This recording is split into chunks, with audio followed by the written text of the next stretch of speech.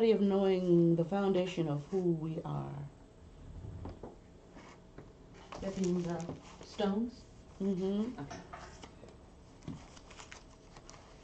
Foundation of righteousness. Well, we don't start in any particular. We call the stone, oh, I'm sorry.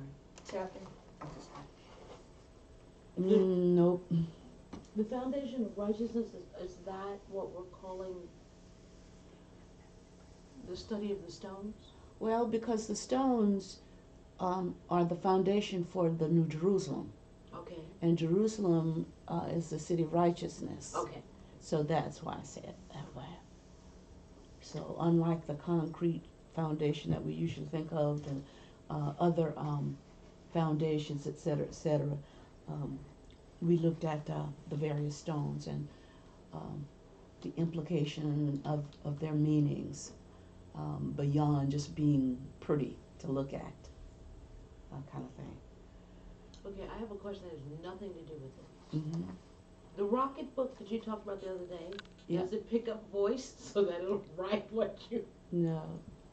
You know, I have not even downloaded the app yet. You are the only participant in the conference. Please press any key on your keypad to Okay, no questions? Alrighty. Well, I was, remember, Go I ahead. want to Go. ask Yeah. again, so for everybody else who may be wondering or wondered, what was the old Jerusalem like, and what was the representation of that? Okay. The old Jerusalem represents in relationship to the New Jerusalem, it represents the physical Jerusalem, the city of Jerusalem that was actually built. Now, at the time that the physical Jerusalem was built, it supposedly represented a spiritual principle. But because of what happened in the king's, when we started with the 12 tribes, and then we had they broke up into the northern tribes and the southern tribes. The northern tribes wanted to, after King Solomon, who was the king of all of them, died, the northern tribes supported Solomon's son, and the southern two tribes of Judah and Benjamin supported the David's line. Okay. And so after all of that happened, and the northern tribes were taken into captivity by the Assyrians, and the southern tribe was taken into captivity later on by the Babylonians, you had the people who were dispersed from the city of Jerusalem physically in terms of locality. And so while it had its spiritual connotations, the difference between that and the New Jerusalem is purportedly the fact that New Jerusalem is us. It represents the spiritual aspect of what righteousness is. The Revelations talks about the city of New Jerusalem, and it is talking about something that transcends physicality, something that transcends time in a sense, because spiritual things are not captured by time. Whatever era and whatever people happen to be living on the earth, those spiritual truths are permeated through that era, and they're the same. They don't change. Yes. So then, is New Jerusalem, it's not new as in it is coming into being, it has always been. Yes. But That's we're the way, unfolding it as people unfold it as time goes along, as we go along. As we understand it, and as we become aware of who we are, mm-hmm. that's how it unfolds within us. Look, now the Bible does talk about the New Jerusalem descending from heaven, but I mean, if you got to look at it from a spiritual perspective, and part of that dissension relates to my being open to awareness of who I am, because the boundaries of heaven, the Bible clearly tells us, is within the confines of the spiritual being of who we are. And what gets me is it's in Revelation, uncovering truth. Mm-hmm. Uncover truth. So it's amazing how it's in there about what we're studying about, and it's not in any other of the books. But you know, I hear you, and I think the thing that gets me too is the fact that they got Revelation as the last book in the Bible. Mm-hmm. And you know what we used to talk about is that the end is in the beginning. Mm-hmm. And so, I mean, if you're not thinking with your spiritual mind and you're just seeing this natural, this physical book of the Bible, you think, well, yeah, that, I mean, it just reemphasizes that that's something to come. Mm-hmm. Yeah. Because that's the last book of the Bible. That must mean what's going to happen in the end. but you're right. It's an unfolding as we become aware in the now. Just like resurrection is recovery of truth right now. So we talk about the resurrection of Christ as if it was its own done deal. It created the opportunity for us, but we are resurrected when we recover the truth of who we are. I see it as the beginning and the end book. Exactly. That's just, and I always thought that, but I didn't say anything because we always talk, like you were just saying, it's the end time. This is what's going to happen in the end. Mm-hmm. But I always thought that, and didn't know why, this is the beginning and the end. Mm-hmm. This is it. You know, it's interesting for me. It was the first book I ever sat down and read in the Bible. I remember waking up one morning just reading it like, why don't we ever read this, not knowing anything? And what was your first? I'm just curious. What was your first perception of what you read? I remember thinking, man, this is powerful and confusing. Who am I going to ask about this? Because at the time I wasn't. My pastor in Charleston, who I was going to see, that's not a book he touched. And when I think about what everyone says, Mm-hmm. I can't help but think they don't want to touch that because then the truth would unfold. And it wouldn't be what we've been surfacely saying to each other. It would be none of that. But I just remember thinking, wow. And I remember my daughter was away at school, and I remember thinking, he's just read the Bible 4 times. What does she think about it? But we've never talked about Revelation. Never, ever. So this But it's is a really thing that has to unfold in its time. In other words, remember what we talked about good morning. Good morning.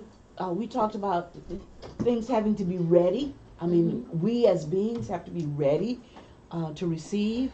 The student is ready to when the student is ready, the teacher will appear.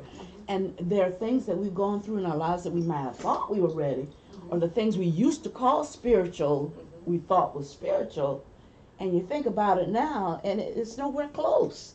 And so now that we're ready, and so that's the thing I think with pastors and things like that too. Not only just pastors, but people that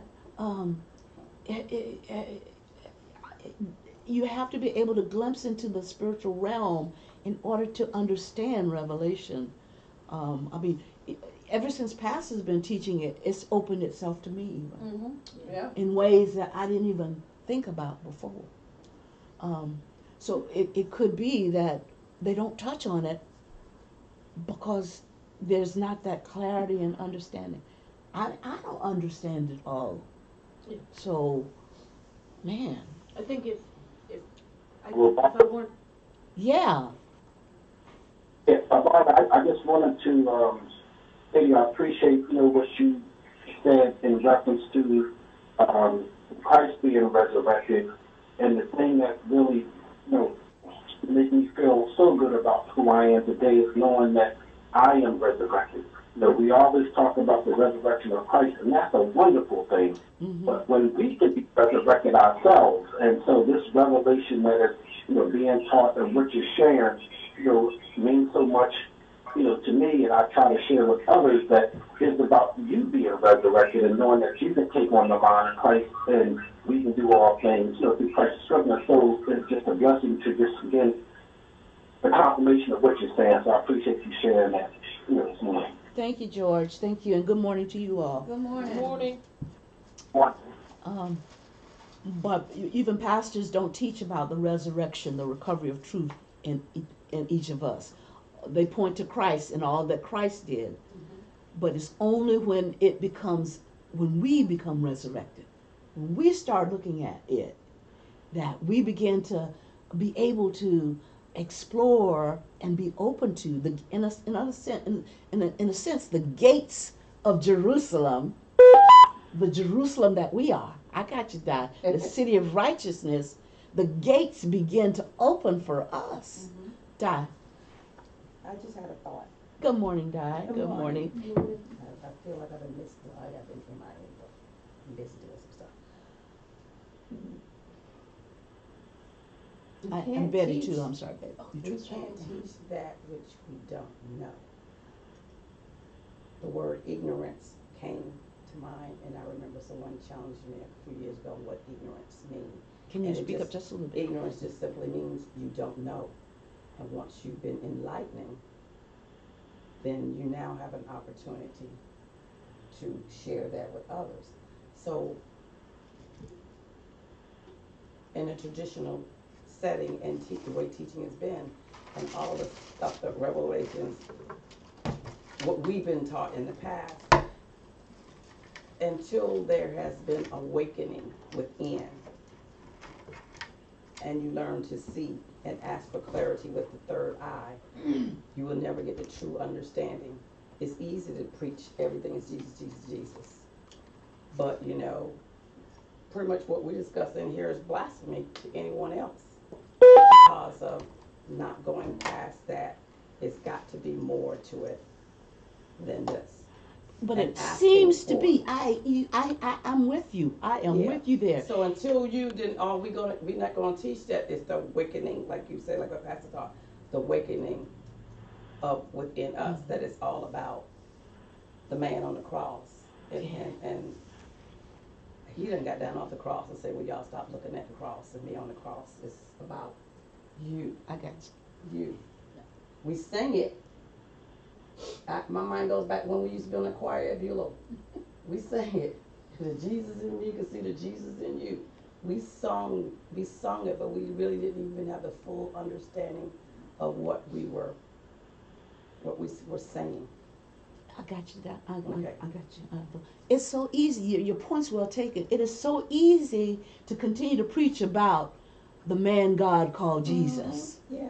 because you're preaching about it. But when your eye is opened and you begin to experience, it's not a being just listen to about somebody. It's your day-to-day living and how you continue to uncover that truth in you. And that's where the perceived blasphemy comes, because people haven't moved from talking about the man Jesus to see who they are and what they are called to do, what we are called to do. That ownership that we in here say, we take on that banner on that front line every day, and it's like it can be overwhelming. But when it's open and you have to claim it, and you can't blame it on the devil, and you can't sit there and wait on the Lord and wait on Jesus, you got to take ownership to it and know that that's the work that we're here to do. I like your words. You have to claim it, not blame it. Yeah. And the claiming it and not blaming it is accepting the responsibility too. So that we can't just come out, guys. It means we can't come off like we used to come off. We can't say the things that we would ordinarily say when somebody says something to us or does something to us. There is a responsibility with that claiming and not blaming. Evelyn. But we've been taught so many things here, but things didn't start unfolding until we start embracing what we've been getting, what's been, what you guys put out there. And It's what you guys put out there too, guys. Well, yeah, Everybody yeah. contributes to the macro. Yeah, when you start teaching and we accept it, when I start embracing it, it's like things is like bam, bam, bam. Perfect example. Megan, what's her name? Kelly? before they fired her at NBC, I mean at, what's that channel she's on? The morning NBC. show? Oh, the NBC. other one, NBC. 57, when she was One on of those Fox shows News She before. left Fox and came to NBC. Yeah, but okay. they got- yeah. The night before they fired her, I said, Megan. Which time? This time, the last She time. just got fired. Yeah, she just got fired. Oh, I know, but I was just trying to decide Oh, okay. which time you're talking. I don't know why this came to me, but I said, Megan, you cannot say harmful things about people and to people and think you're gonna get away with it. I said, sweetie, it's coming back to you. This was in a dream. I woke up the next morning, bam, Megan Kelly fired from NBC. So, here's the point. If, in fact, on the physical level, that can happen just like that, for her talking about blackface and whatever, Mm-hmm. look at us on a spiritual level, and what we are going to be held accountable to in terms of what proceeds out of our lips. Right, right. And not just our lips, our very thoughts. So we have to guard those thoughts. We have to guard our heart. And I do know thoughts are concepts.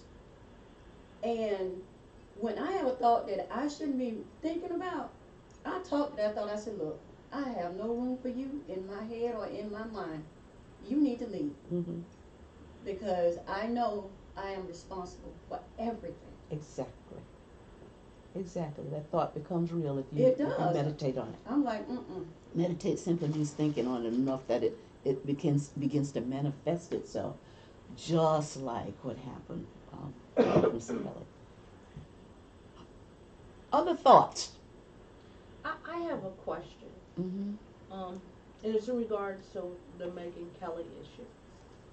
I'm not quite sure. I feel like she should have been fired. I'll be honest. In listening to her talk about her example of blackface, what she thought was okay, I kind of feel like we're headed down a road of saying anytime somebody expresses a thought, and I know we have a greater responsibility, but anytime somebody expresses a thought and it's not a, quote, good thought, Mhm. that they should be terminated. And I'm wondering, what is that going to gain us? Because we're not really teaching, and maybe it's upon us, but we're losing a teaching opportunity, as opposed to just saying, okay, you're fired, the next person's fired, the next person's fired, the next person's fired. So Gotcha. I wonder where that's going to take us in that sense. And I guess that's more of a physical sense. The pendulum does this, Yeah, that's what I was.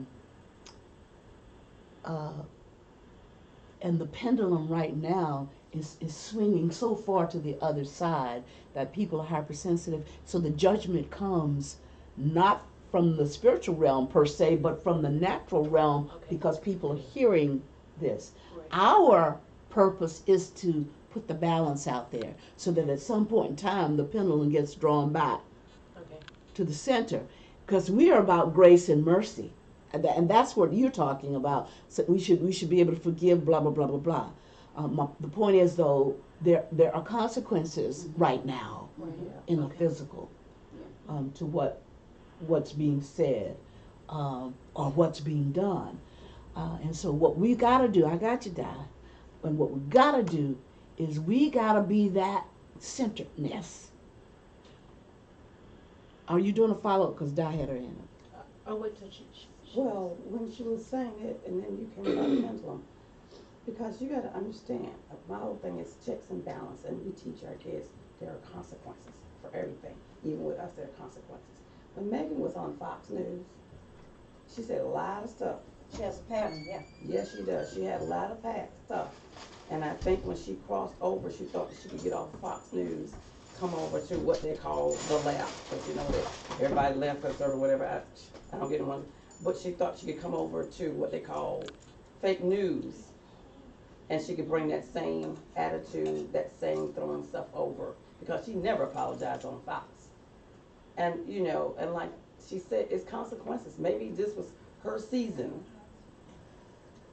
for the axe to fall on her for all the things, all what she spewed, all that she sold out while she was at Fox. Grace and mercy is extended. We get grace and mercy every day. But somewhere in there is still, there's consequences for the things that we do. And there's a lesson. My whole thing is in there. I hope this is a teaching tool for her, that she will look within and be sincere, examine herself, and then change her pattern for what she says and what she does, knowing that there's a lot of people out there that listen to her. There's a lot of people that out there, just like we are the light to so many people. She has a platform that so many look to her for guidance and direction. And she needs to be careful what you put out there. Pramila? I'm gonna wait on Okay. this next one. Okay. I'm gonna wait on All right. All right. That's just how I see it, because when she used to be on Fox, they would say stuff and just laugh at it like it was like no big, you know. Yeah, there is the thing is reaping and sowing. How many of us, even since we've been in this setting, have had to reap based on what we did in other settings, based on what we did in our families, based on what we did in our work job. I mean, it doesn't change. That the principle, the basic spiritual principle is the same. There's a principle of reaping and sowing.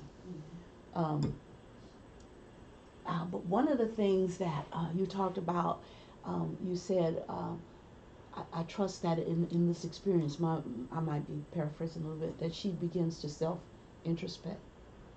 And it takes a lot. It takes different things. I'll say that, I'm not saying a lot. It takes different things in each of us for us to get our attention first, and then for us to begin the introspection. $69 million over 3 years. It would take a lot to get her attention. because she's baggage down. Is that what you're saying? Sorry? Is it because she's baggage down? She has a lot of baggage to go through? I'm just saying if that's your frame of reference. Oh, okay. That this is my value and I'm bringing this and nothing can happen to me. That's what you're saying. And you don't have that anymore. Of course, she might still get the money, but that's not the issue. The issue is something has to get our attention. I'm not saying that is it, but it's one of the things. It's like we were talking about. We're getting ready to talk about the pearl, and what happens in the pearl and how it's formed. Mm-hmm. Yeah. These are the things that help. These are the irritants that help to form the pearl. And we don't like them all the time. No. And we put them out there ourselves sometimes. It's like a grain of sand in your eye that you can't get out. It just bothers you It then. bothers you. You rub that thing till the whole eye is red. And I just don't understand what closet she's been in all these years that she didn't know that was offensive. the Fox News one. Yep, she's been in the Fox It, News. it was a culture. Yeah. I mean, when you grow up, my words, grow up in a type Well, of culture. even before Fox News, she grew up during the 70s and 80s. And she's 47 years old and broadcasting. And look what's happened. I Don't mean, you have to your question is research for rhetorical, I'm stuff? sure. I mean, your Yes. your comment is rhetorical, Real I'm sure. journalism, you do. She has somebody who's Journalism supposed to now, be you doing that don't, for her. yeah. Okay, Megan. Other questions?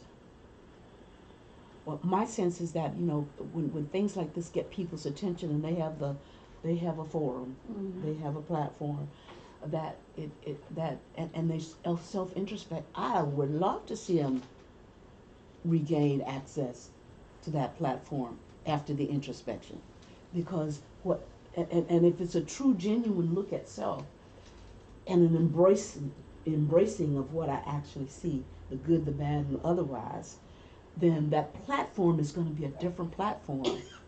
It's going to be more powerful at a different level, a different spiritual level. Other thoughts? Can our president get there while he's in office? Then, Um, given what you I didn't just say, said. now, what you mean by in office, so, you know, Well, we can't put boundaries. Right, we can. What you were saying about having, having that introspection and then regaining the platform to put it out there. I guess in my mind, it just would be nice if he could. Get there sooner Although, than Vermel, later. let's play on what you just said. Although, who knows? He might be the president in the next life too, and Okay. he could have a change in office. Time means nothing. Right. So, I got everything down. But what's happening now has to play out. And this, I don't know how much makeup they putting on him or how much he's getting radiation from that sun machine they be using. What you call that thing? Tanning. That, this man is really weighing him down. He put on, just like the rest of them, he put on like the face like, okay, I got this, but this thing is really tearing this man up. Who you know be up 3 o'clock in the morning tweeting? An old man like him? What his age is what I'm saying. So it's weighing him down. what could it be that he can't sleep, and this is his way of distracting himself from those thoughts of Yeah. introspection? Right. And it's weighing him down though. I know it is. There's no way this man cannot be, suffering inside.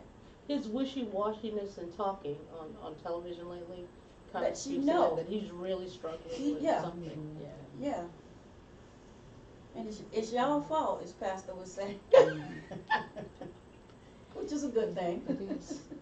It is, but look what has happened Mm-hmm. as a result of his being president. Yeah. That goes back to consequences. It's not like he didn't know. He's just paying for it now, so. Yeah. Mhm. But that's what I say about Megan. It's not like she didn't know. Yeah. But I said, you can say about each, it's not like we didn't know. It's just, it's just played out on a different and a larger scale. And I'm saying, ooch, ouch, ooch, ooch, Evelyn, ooch. Yours is, huh? Yeah. What? All right, any other comments? All of this is really a precursor to what we're going to be discussing as we talk about. But as we discussed this, I'm thinking back, and it's hard to believe I've been gone from Morning. WS for 5 years, about to be 6. But when you're in a setting, because the setting that was around me was all Fox News, all the managers there, whatever their label was now. But when you talk about how stuff rolls off their tongue easily, that's their mindset. From the time they would walk in the door, and one on this side with the TV in the office on Fox, on this side was Rush Limbaugh, down the hall, radio, Fox. That's all they live and breathe. My supervisor used to say all the time, Fox News is the real news. That's all my TVs are on in all my houses. And it's like poison pumping through their brains.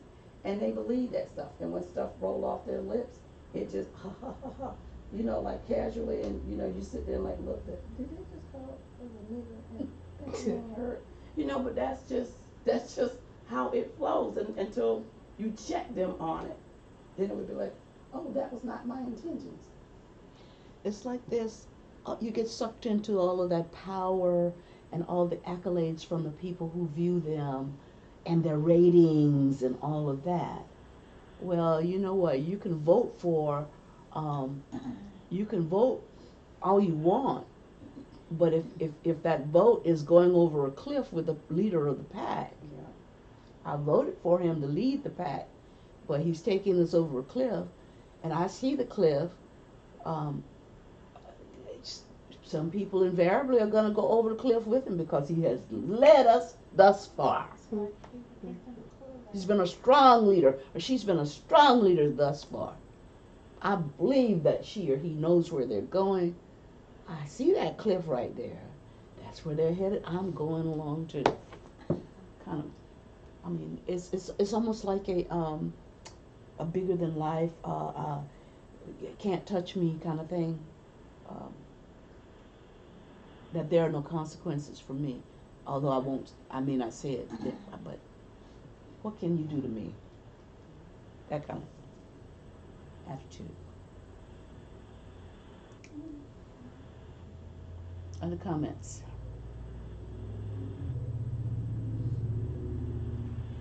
All right. Shall we talk a little bit about pearls?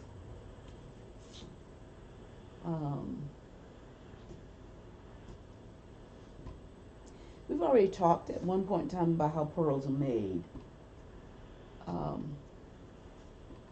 And the issue is not necessarily just how the pearls are made, but the object lesson found therein.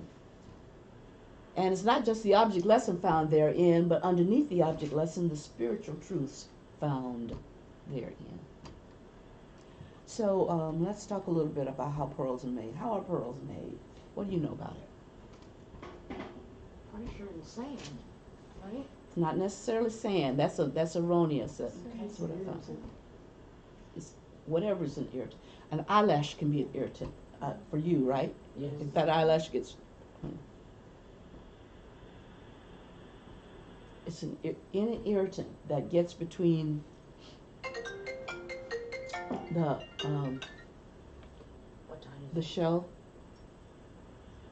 and the mantle. The mantle it?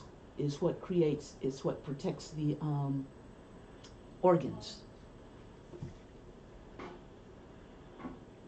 And so I was thinking as I read it, it was like Paul's thorn in the flesh, kind of object lesson.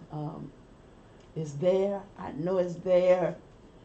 I can't do anything about it. I can't make it move, whatever. But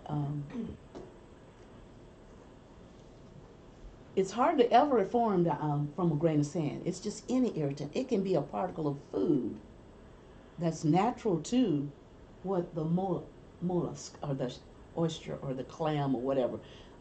More than pearls, more than oysters can make. More mollusks than oysters can make pearls. They're just much more common with oysters. Yeah. Occasionally, a crab, a clam can make a pearl. Anyway, that's neither here nor there. It's just so that you know that we always talk about oysters, but it's not just always oysters.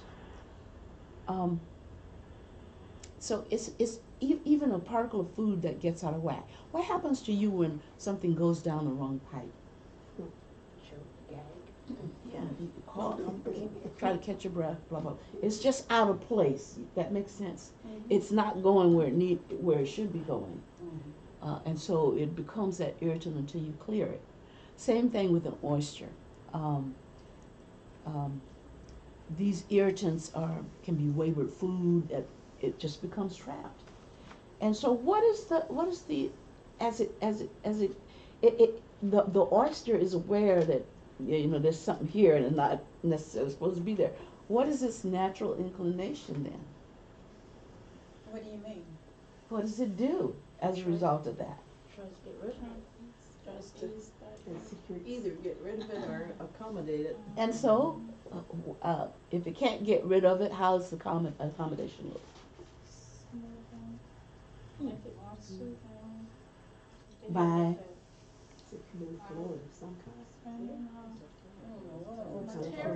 okay, you're there. You're getting it. It secretes a material, and I got to read the name of it because this is going to be significant later on when we talk in spiritual terms. So it senses in its own way that the object's there, and so it begins to coat it, and it can be thousands of layers of this coating, and it's called basically Aragonnte, Aragonnte, and this is called Conchiolin, but it's pronounced Conchiolin. That CH is pronounced KE, concheilin. So those are the two things. These are the two materials it secretes ordinarily anyway to make a shell, to create a shell. So these two material are natural to the oyster to help build the exterior of its shell to protect its organs.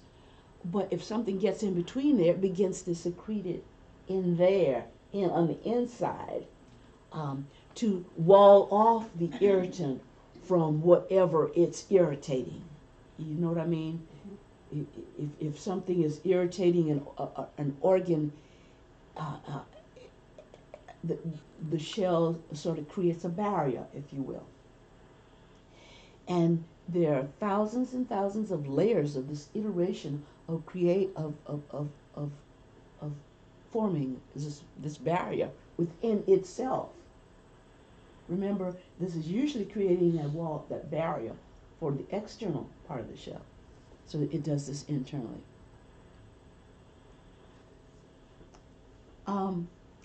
The thing about aragonite is that it's iridescent. It's iridescent in nature. It's iridescent, meaning it has this tendency to, I don't want to say glow, but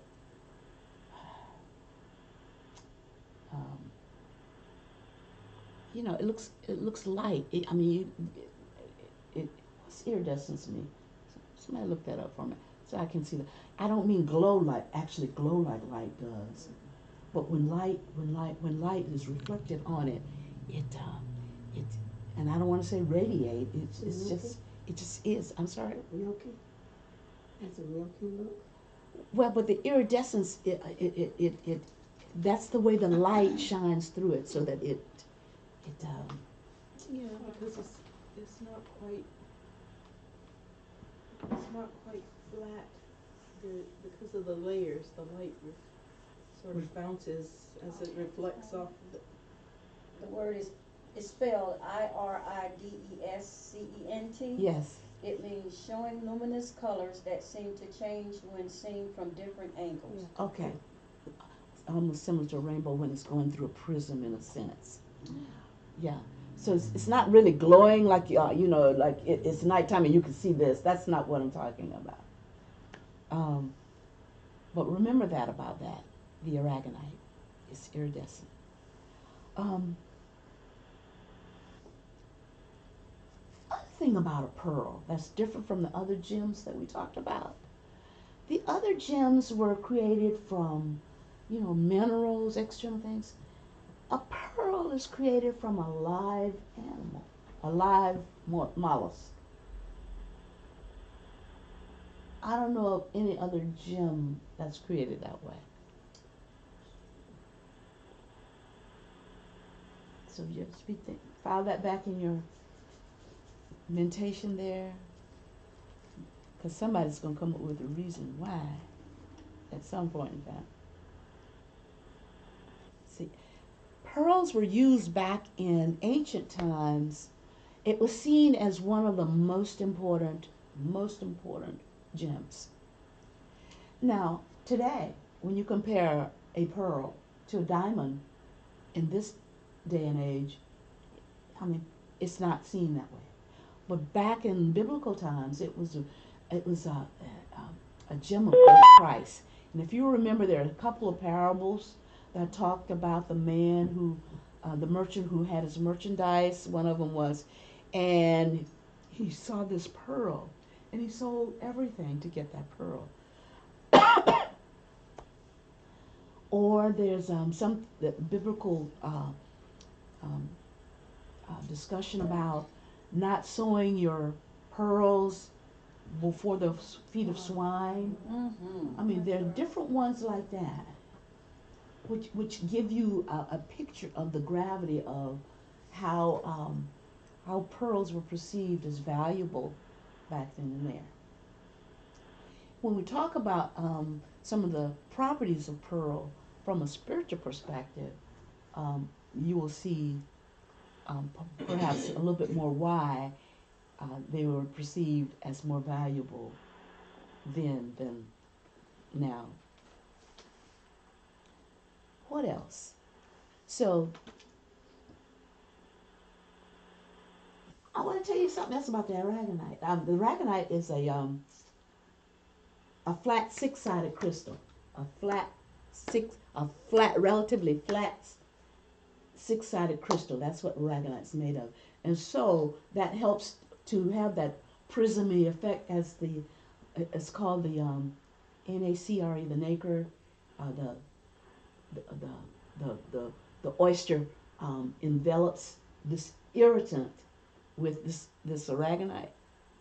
I mean, with different flat crystals, that kind of gives you an idea why over time the iridescence comes through with varying colors. So, oh, you Jerusalem, the experiences that you're going through, or that you go through, or that you deal with, not only on a daily basis, but on a continual basis. Now that your eye is open, what's shining forth through you are that iridescence. For each one of those experiences that you've gone through, that has been covered by your embracing it, because that's what the oyster did. When it could not expel what it needed, it had embraced it and created a barrier such that it could live with it. It could live with the irritant, such that the irritant at some point in time no longer irritated to the extent that it did originally. Does that vibrate with you? And it created something valuable. That's the other part of it, except the value in terms of the pearl, the difference, the way you can tell the difference between a real pearl and a faux pearl is that, you can, don't scratch hard, but you can scratch against your teeth, and you should feel in a real pearl the imperfections in terms of the layers and the coats. On a faux pearl, it's just something, a gem or something that they've coated over with either plastic or something to coat it and give it its color, and it feels smooth. The beauty of the pearl are the imperfections. Oh, Jerusalem, the beauty of you, the beauty of me, are our imperfections that we have embraced. Resonating with you? Yes. Okay. The value that Audrey was talking about is that real pearl costs much more than the faux pearl, okay, and the natural. The value of our accepting the experiences, whether whatever we call them, negative, positive, it doesn't matter. Embracing them, and remember I told you the aragonite was iridescent. So what happens to us? We were just talking about Megan Kelly and the introspection. What happens to us when we allow introspection, when we see ourselves, the good, bad, and ugly part of us, we see ourselves and we embrace that, and we say, but my eye has shown me who I really am. So what happens to those imperfections? I'm jumping the gun here. Jumping the gun, not a good analogy. Anyway, I'm jumping forward here. But the pearly gates are the pearly gates that are talked about in the New Jerusalem are one pearl. One pearl. One pearl. the pearls in a oyster, you usually have one pearl. It can form between, and I'm not talking about the culture pearls that that are grown. It can form between 5 and 7 or up to 20 years. It can take that long. How many of us we're still dealing with um, covering whatever the experience is in our life? How many years later? And they're varying. I mean, it varies. Some people can do it very quickly, and some of us, there are certain things that, wow, that little irritant comes back every once in a while to remind us that we really haven't quite dealt with it yet. Right, right. Okay, so well, I gotta remind you that it's made with the aragonite and the other thing, the coquillon. And the aragonite part of it is iridescent. So, when you get to that point that you do deal with it and you're able to deal with it, it doesn't bother you. And if it comes up, you can say, I'm not even going to pay it any attention, one way or the other. That's when you know you've dealt with it. But guess what? Because of its iridescence from a spiritual perspective, people are drawn to your imperfections. That's what they see.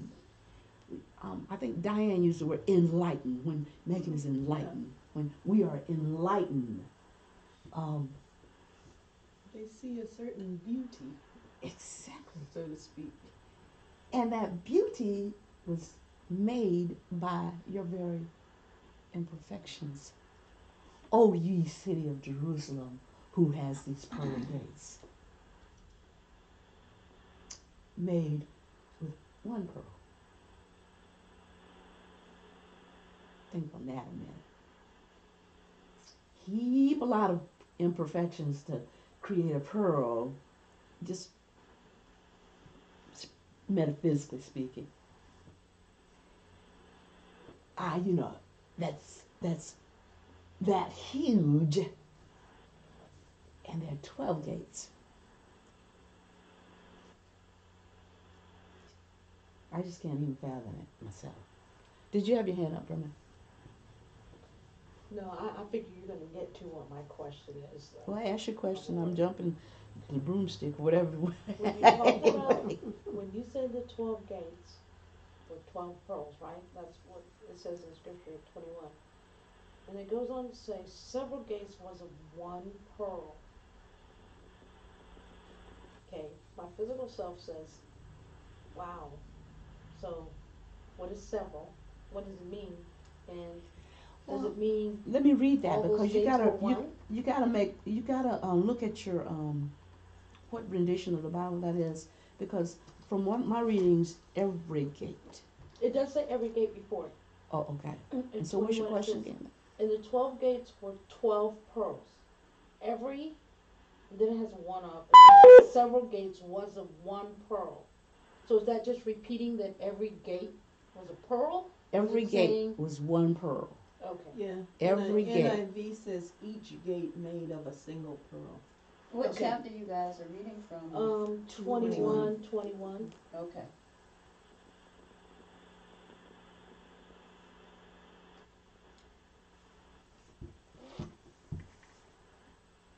This gets even deeper than that. I mean, it talks about, oh man, it talks about each gate having the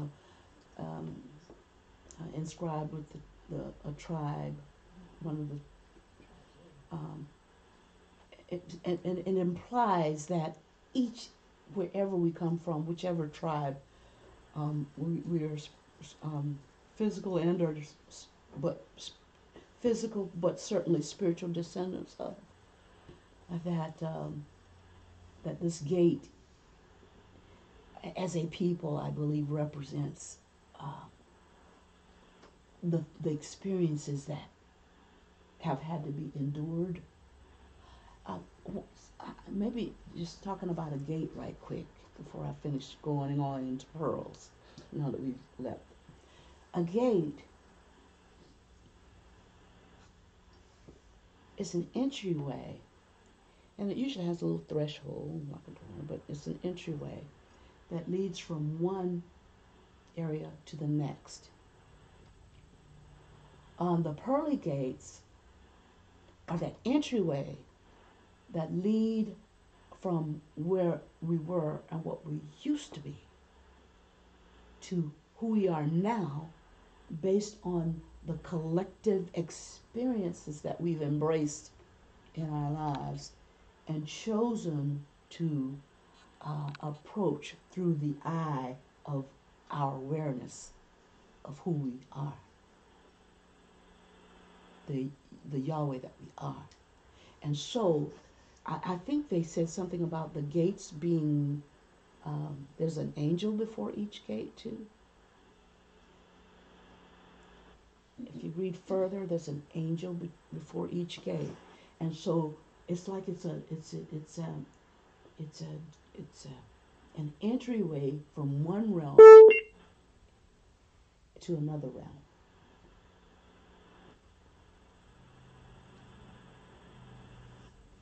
Comments, questions.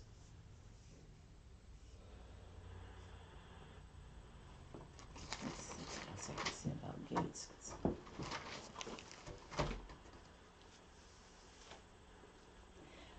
Gates, it comes from the Hebrew word shar, S-H-A, sha'ar, I guess, S-H-A-A-R, which means to split or open.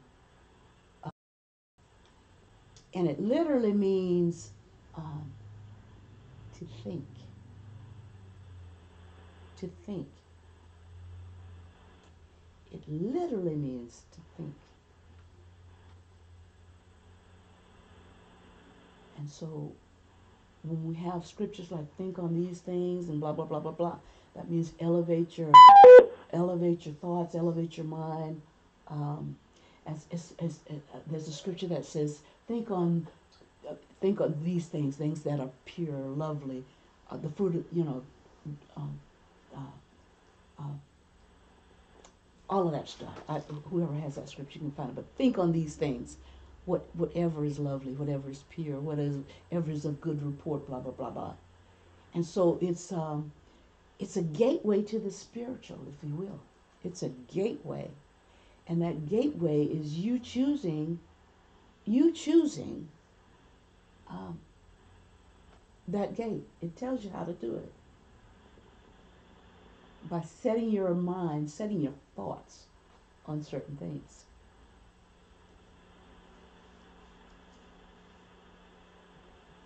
I never thought about gate in quite that way until I read something about the Hebrew, and it literally means to think. Gate means to think. So when we talk about 11:11:11, and that was a gateway, how have our thoughts changed since we had that discussion? Mine have changed significantly since we had that discussion.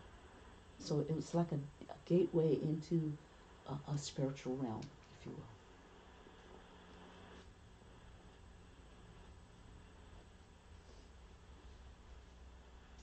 See, Colossians talks about seeking those things which are above, set your mind on things above. So it's the idea that when you set your mind on things above, you become a gate. You, me, we become a gate for spiritual thoughts. We can have the mind of the Christ because we are connected to the same thoughts of the Christ. So we are gateways for mankind. And so when they look through the pearls, the iridescence of who we are, the message that they see speaks life. The angel is at the gate of each pearly gate. Angel means messenger. what message are we speaking based on the experiences that we've had that help us to become the spiritual being that we are.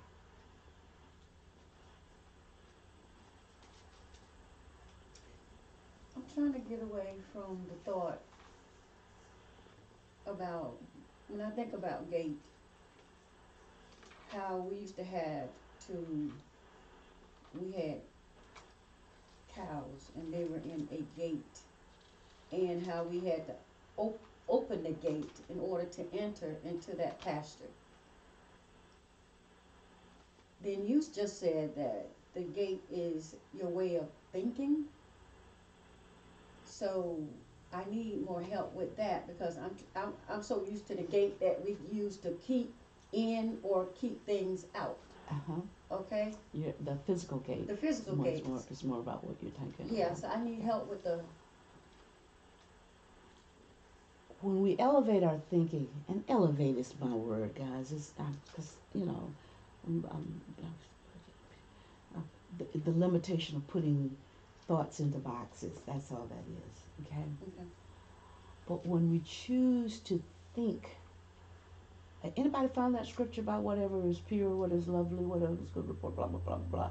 When we choose to not let distractions guide the way we think and what we say, is another way to say this. And a distraction can be anything that takes your mind off of the spirit being that you are. Because the spirit being would never tell somebody you go to hell. The spirit being would never slap somebody just because you just ticked me off the wrong way. You know, the things, the distraction. The spirit being would never say about the children and the women who are coming from the southern borders that they're just a bunch of criminals and rapists and all of them, and then none of them are any good. The spirit being wouldn't let you do that.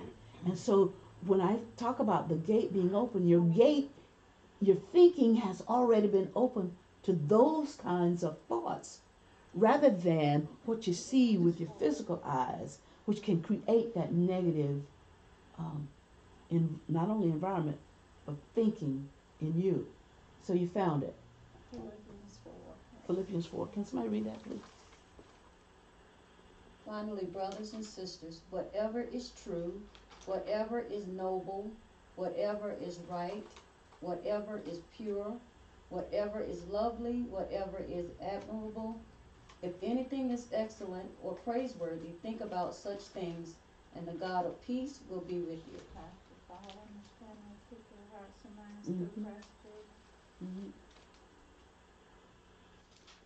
That was a nice segue to end that, that it keeps your hearts and your mind. So the gate is always open when you can think about those things already. The gate for spiritual thoughts, because then you become a conduit. And not only does the gate open, not physically, you have to open the gate to go in. But when you open the gate, things can come out. So we Whether create it's the cows or the pigs or whatever. a gateway every Saturday. Some of us more often than that. Okay, so that's how we put things in the macro, as we say. Think about that. You probably do it a heck of a lot more than just on Sabbath. We just have we begin to corporately understand things, but I mean, just as you talked about when you dreamt. Mm-hmm. Gateway. So for us, the gateway remains open.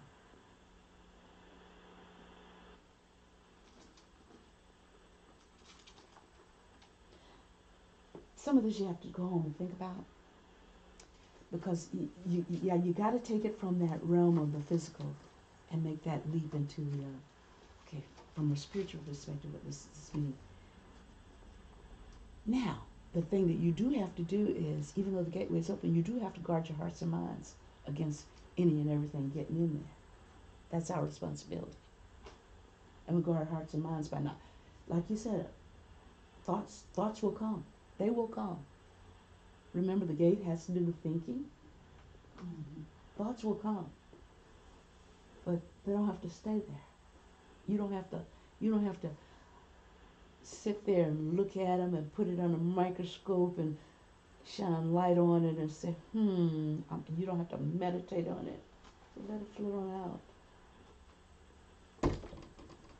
So that angel, which is a message, is that from angel from, I get it has to be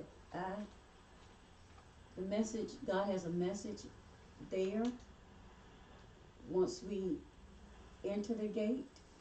Or what? I got to get that concept out of my head. Another way to see that, and there are different ways to see this. Just like in Genesis, when we talked about that first verse, and there were 77 different ways to see that verse. 77 means only that there are so many more than 70. There are so many more. It's like peeling an onion. There's so many layers. But you think the layer that you happen to be looking on is the only one until you get some more insight, some more wisdom, because pearls also represent wisdom. I haven't told you about the properties yet. So you get more wisdom and you peel back a different layer. The message is you. You guard the gates of your mind and your thoughts. Okay, I see that now.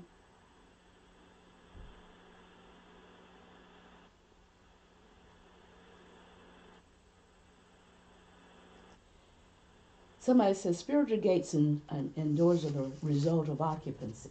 So who's occupying this mortal? Say that again, Miss Barbara. That part. Gates are the result of spiritual gates are the result of occupancy. Huh? So who's occupying so that the doors are open? Hey.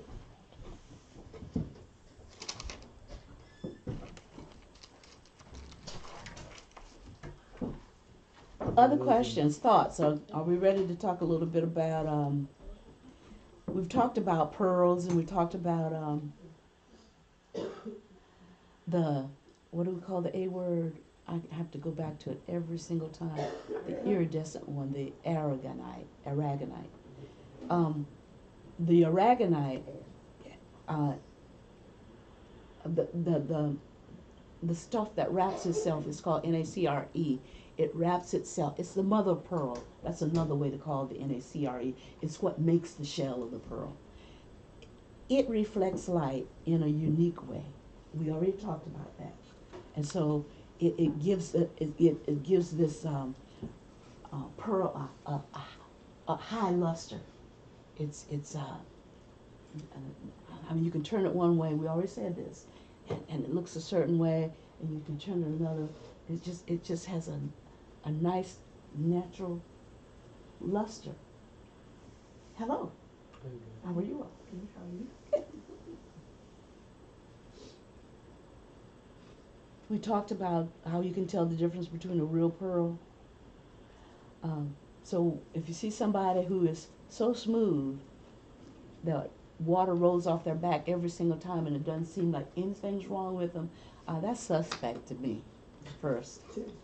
Because we all have imperfections. That's a faux pearl. That's a faux pearl. We all have imperfections. And if somebody tells you that everything has always gone right for them, that they've always done the right thing, that they've always had the right relationship with the Creator,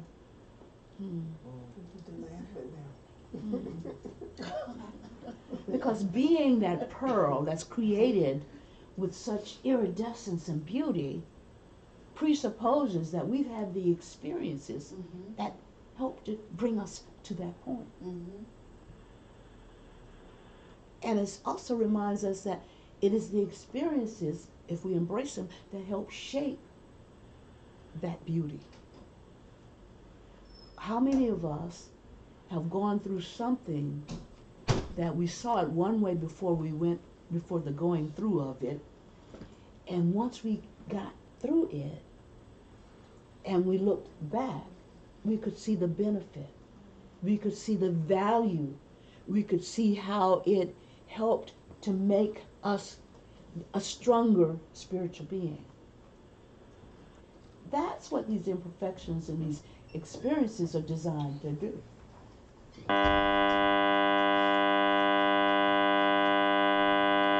Somebody with phones, or we might need to. Just wait on you. Is it the computer or the phone? Gotta call you back. You may have to call back in, guys. Well, Barb, now I see why the bottomless pit was necessary, because you can relate when you know that someone is dealing with something. Doesn't it rise? What's in the bottomless pit rises so to let you know. The bottomless pit is necessary because it helps. It reminds you. Welcome of to the what you conference dealt center. with, Please and enter you'll your be able to relate passcode, with followed by the another pound sign. person on what they're dealing with. Does that make sense? What I'm saying? If You we have more compassion or something. if we say After the that, tone, if please we say s- your name, if we followed say by that part of our pound. essence Foundation. is Your call has been placed in pearlness. conference. or wisdom. Wisdom comes through experience and knowledge and understand. Wisdom comes through understanding and knowledge. Mhm. And having experienced certain things does not only reflect through you what you've been through, but it shines the light on others and what they're going through. So that, yes, answer your question. Yes, you can relate to people, but it not only means you can relate to people because of what you've gone through and the light that's reflective of those experiences in you. They know that they can relate to you too. It's almost like a building of trust kind of thing. So are these the people that are drawn to us? The people who, okay, it's like, well, yeah. Do y'all understand what I'm saying? It's like, yeah. The issue is when people, whatever word you use, drawn, see you, approach you, ask you a question, whatever the word you use, how are we responding to that? Because there's purpose in that. There's purpose in everything.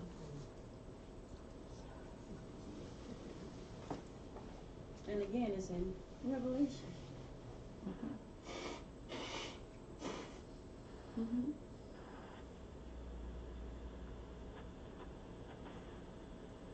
So, we've talked about the foundations, the gemstones and the foundations and what they mean.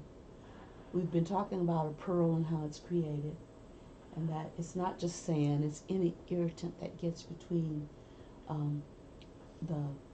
the shell and the organs that causes an irritant. We've talked about how the aragonite is a flat six-sided crystal in nature physically, which has an iridescent quality. But this is one of the coatings that the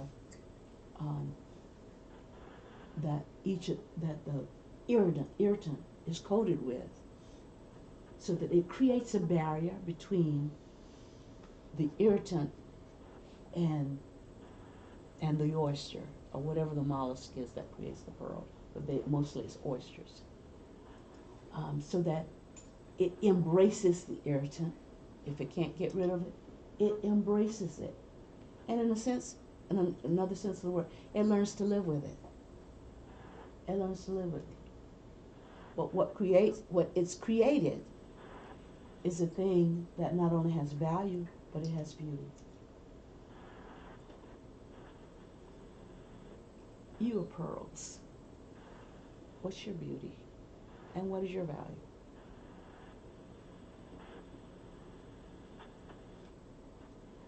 When you can balance the upper realm and lower realm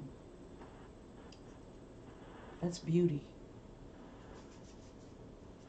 When you can, we talked about gate and the meaning of the Hebrew meaning. The Hebrew word is S-H-A-R, shayar. But the meaning of it is to think. Gate, think. I create gates every time I have thoughts.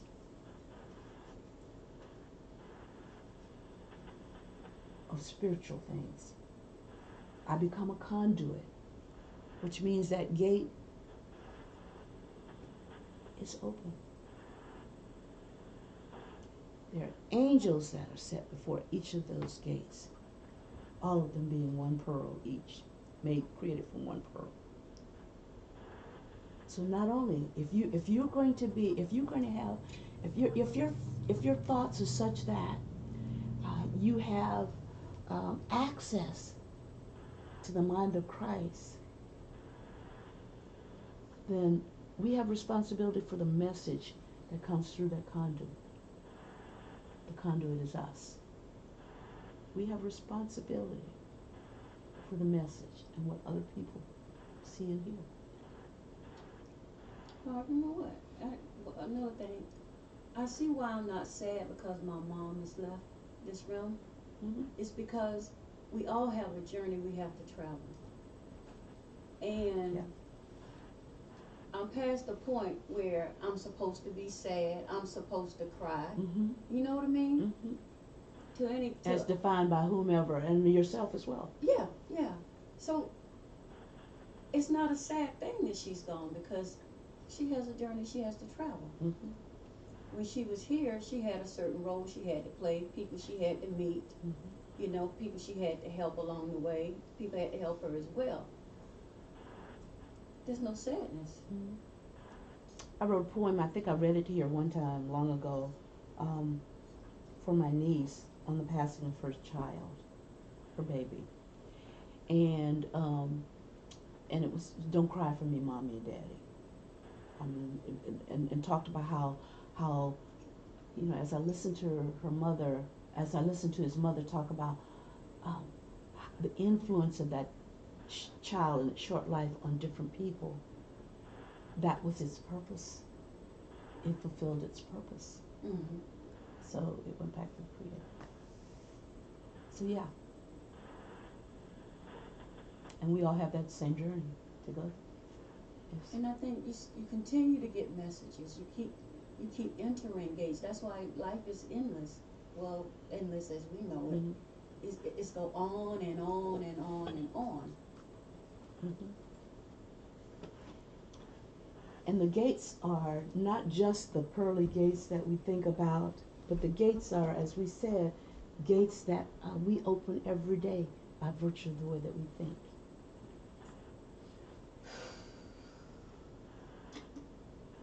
More than every day sometimes, by virtue of the way we think. A real pearl will have slightly rougher, gritty texture.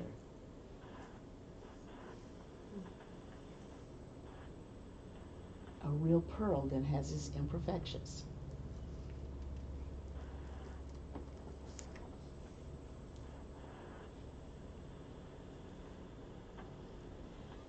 Can you see how also growing the pearl can represent our spiritual path of growth? When we talk about the experiences, and a lot of them are negative and we don't want them in our lives, and it's only when we embrace them. So the pearl can be a metaphor. The growth of that pearl inside the oyster can be a metaphor for our spiritual growth.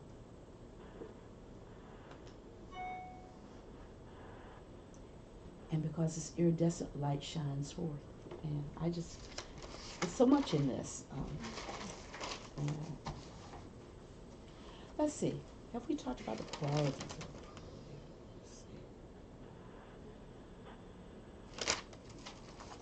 Other questions? Let's talk a little bit about, before we talk about the quality of pearls and things like that.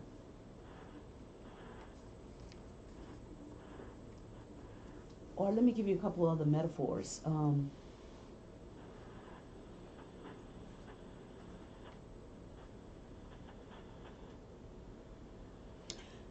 Well, one of the metaphors is that an oyster, uh, with its shell, is sort of like the incubator for an egg. If you think of that irritant as something that's going to grow and become beautiful, it becomes, the oyster becomes the incubator for that beauty. If you think about the path that the Christ took, and that the Christ was a descendant from Rahab, a prostitute. So our paths, it can be a metaphor for the creation of whatever beauty is found in our lives up to ultimately. It's also said that the pearl represents spirit input, because and it relates it to feminine energy. It talks about, I think we've talked about the moon in here being classified like as similar to feminine energy kind of thing. The pearl also symbolizes femininity. Again, you have that concept of the womb and the egg kind of thing.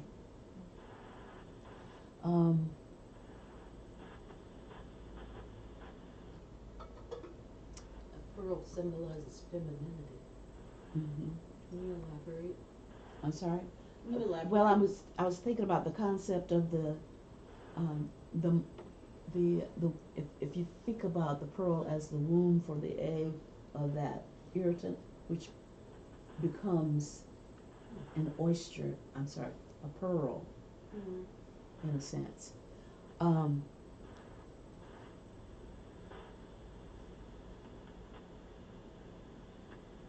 just thinking, if that's femininity, and the 12 gates are made of pearls, what does that mean? Well, it's a symbol of femininity, but I want to go through the other the attributes before we talk about that.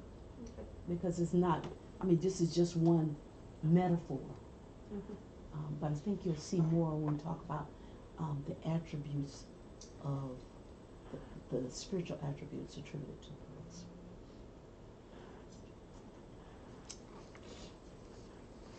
Where are we? Do we have time to start this, or?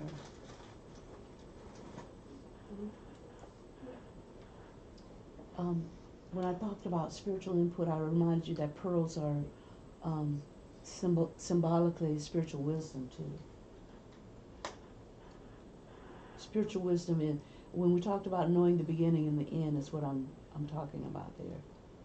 Who knew that irritant would be created into such a beautiful entity?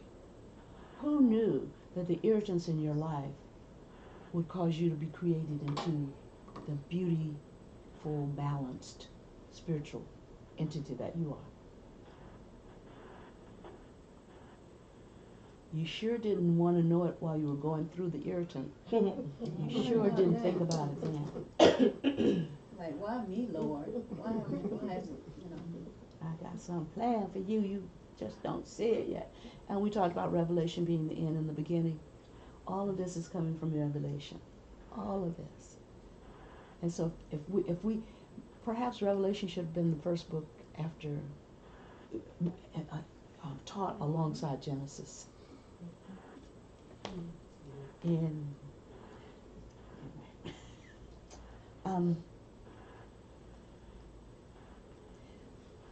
the oyster also, again, is a symbol of our spiritual path and the work that we are undertaking on a day-to-day basis to become more like our Creator, or not to become, to be who we are as our Creator created us to be who we are.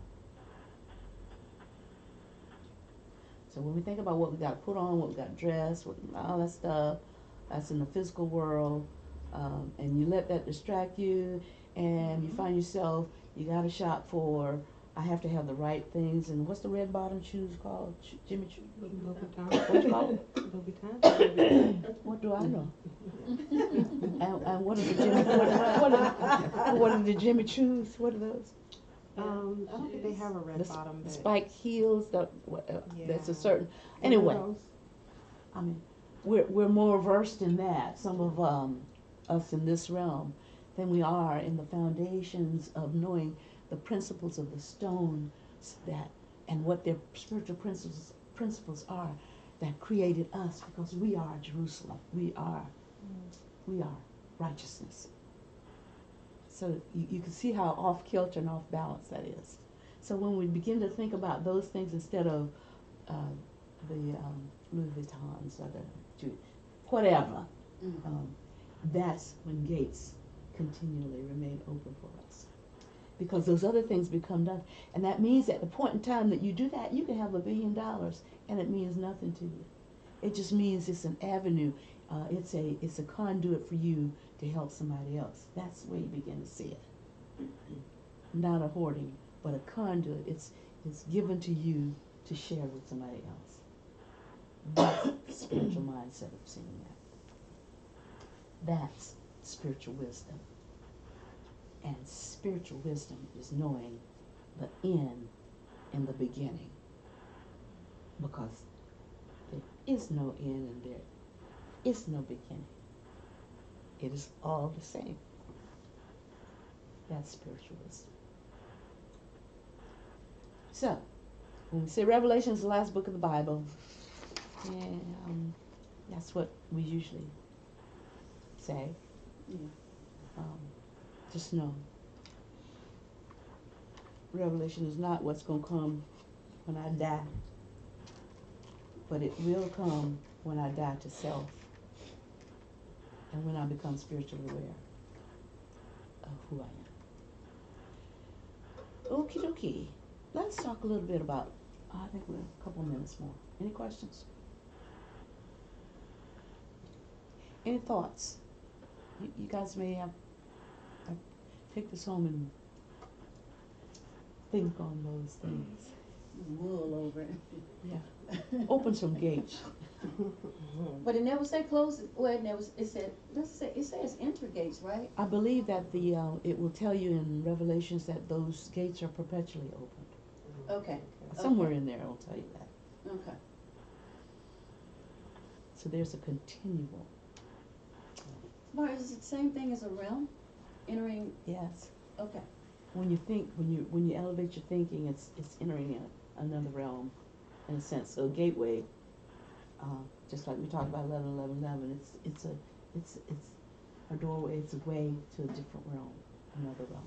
So in that, does your desire or your way of thinking, when you start thinking clearly, or you go from glory, saying it's from glory to glory, from this realm to the next realm, whatever. Is that about the same? The thinking clearly part that you just talked about is that your mind is not clouded by thoughts of just about everything else with what it ought to be.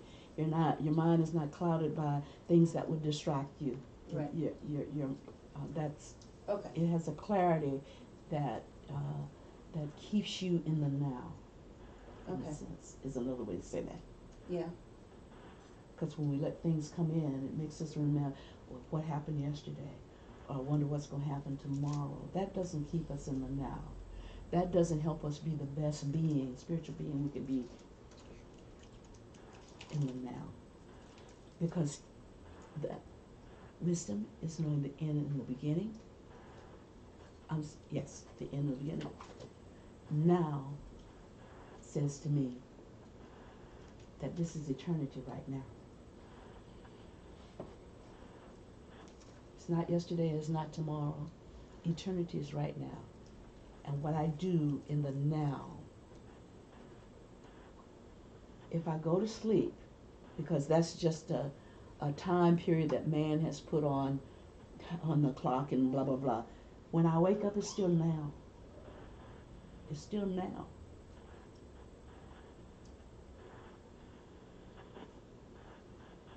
So we still in the beginning, but we just don't know it. or we are becoming to know? We're in that, what's the 8th day, which is, we're, We're here. yeah, we're, there is no ending. There's, Right.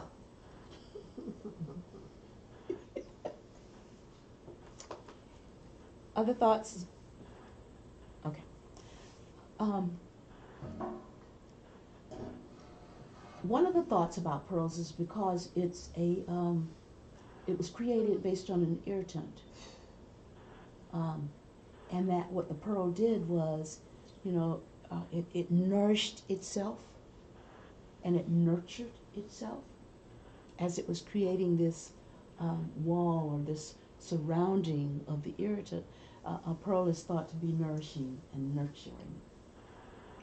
Nourishing and nurturing. Pearls are said to reduce oversensitivity and to prompt peacefulness, calmness. They're said to bring out purity, honesty, and integrity. Feelings of beauty, dignity, and yes, again, calmness.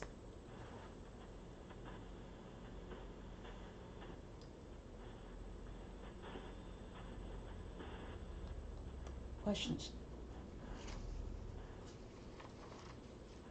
That sounds like a woman. But they symbolize wisdom, and what is wisdom? Feminine energy.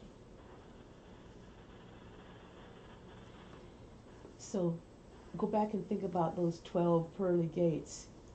And Pastor, if you listen, that's your assignment. He's probably not listening. What's you know, how does that femininity relate to the 12 gates, which symbolize the tribes? Could it be that, you remember we talked about Dinah? Yes. Dinah was the daughter of Jacob, the only daughter of Jacob after having 12 sons? 12 Well, no. irritants? No. No, that's the 12 irritants. That's 12. Oh man, that gate is opening. Now, she wasn't the last one born, but I'm just saying, he had 12 sons and a daughter. Have to bring some wisdom in there something. You think on that, Evelyn. Bring us back the answer. Since you had the question. The question's already, the answer's already in you if you have the question. All right. I have a question. Yes. Verse 25 says, on no day will its gates ever be shut, for there will be no night there. Oh, okay. That's the one about, that's where I got that the gates would not be closed. That's 21, 25. 21 and 25.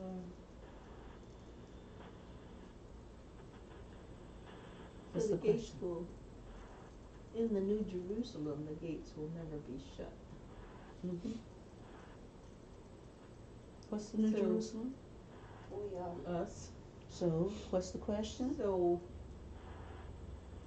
there should be spiritual wisdom coming forth all the time. Mm-hmm.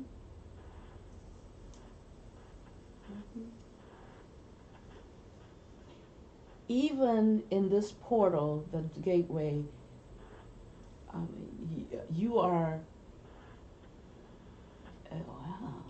you are pearl in this physical body, in this realm. But beyond this physical body, you are a spiritual being connected continuously to wisdom.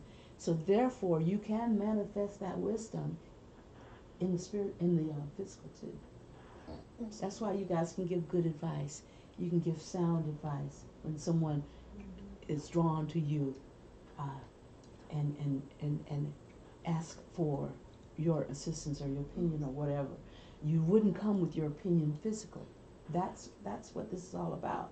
When people are put in your path, it's for you to draw on, because the gates again is, and remember, the Hebrews to think. It's so you can draw on that and give them something that's much more valuable than the platitudes that they would ordinarily get from anyone else physically. If that resonates. And they come back. Hmm? They come back. Yeah. Uh-huh. But when we were seeking, when we were trying to understand who we are, we kept coming back too. Until there was something that clicked and a gate opened for us. Or someone said something, and we saw the light of that individual. Said, okay, I'll follow that light. So what was your question? The gates will never be closed. Did you get the answer? An answer, because I'm telling you guys, there are truth has that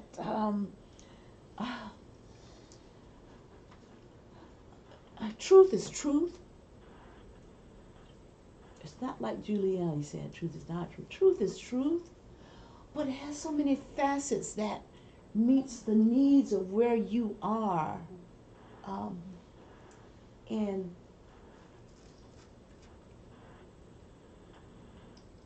and that's why the gates won't close. I mean, we live in this country, but we can go to another country, not know much about the culture, and still connect with someone where they are. That makes me think about Anthony Bourdain, the guy, because he traveled, all corners of the earth. He met so many people, and I think it really changed his life. It opened them up to the possibilities. It did, yeah. And it kept you from having this frame of reference where of ethnocentricity, where only people in the United States, we're the only ones, we're the mighty ones, and you can see the difference in our leadership of our country, thinking about let's close our borders. I guess the United States is becoming one big irritant to the world. One big irritant to the world, and so out of that irritant, we gotta something beautiful has to be created, must be created. We may not be able to see it yet, but we're creating a big gateway. Yeah, yeah.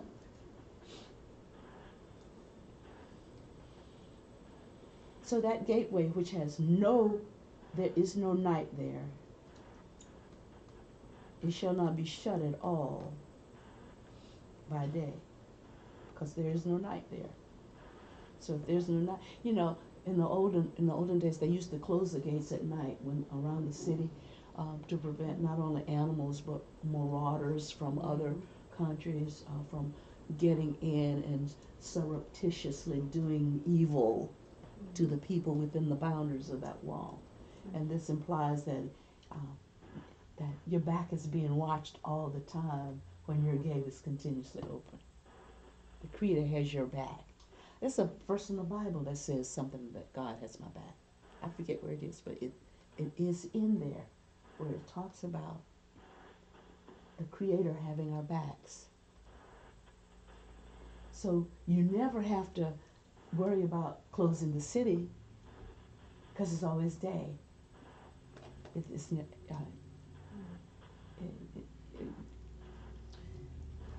not an issue. Well, 22 really starts everything, and hoping we can start with that next week, because it talks about what is in the New Jerusalem. Well, and I'm going to look at it during the week too, but I sure hope the pastor gets with the 12 gates and the pearls too, because there's so many different renditions. Oh boy. There's so many layers you can peel back to understand it.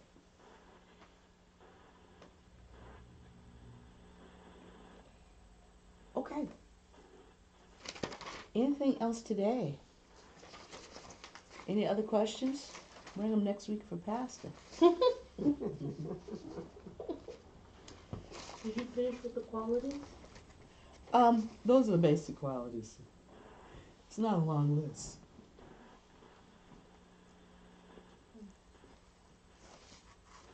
But if you talk about peace and calmness, it relates to this idea of the barrel before. The thing that I think is going to be fascinating is also the 12 tribes and what gem is associated with them. Because it just asked me the question, or what were the struggles and the irritants that these tribes had to deal with, and how was that gem effective in helping them deal with it. And then through all of this, I got into some stuff about the lost tribes. I tell you what, boy. You got to walk away from it. You And really who do, they 'cause are it's and so where they much. are, and people of so-called Negroes were descended from the tribe of Judah.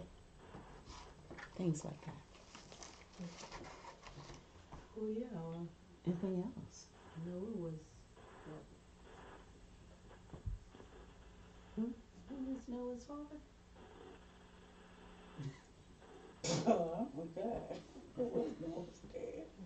There were two tribes in the southern kingdom. They were Benjamin and Judah. And the rest were the 10 tribes in the northern kingdom. And the 10 tribes in the northern kingdom, well, all the kings eventually got dispersed all over the earth. Yeah, I think, Noah, Ham, all them were descended out of Judah. What does the number 12 mean again? Government, but from a spiritual perspective, it's perfected government. Perfected government. Mm-hmm. So you have to govern yourself accordingly. Ye Jerusalem. Thank you for that reminder. Lisa. That's what we say in church. That's all I have today, guys. Come back with your questions next time. Put your shoes back on.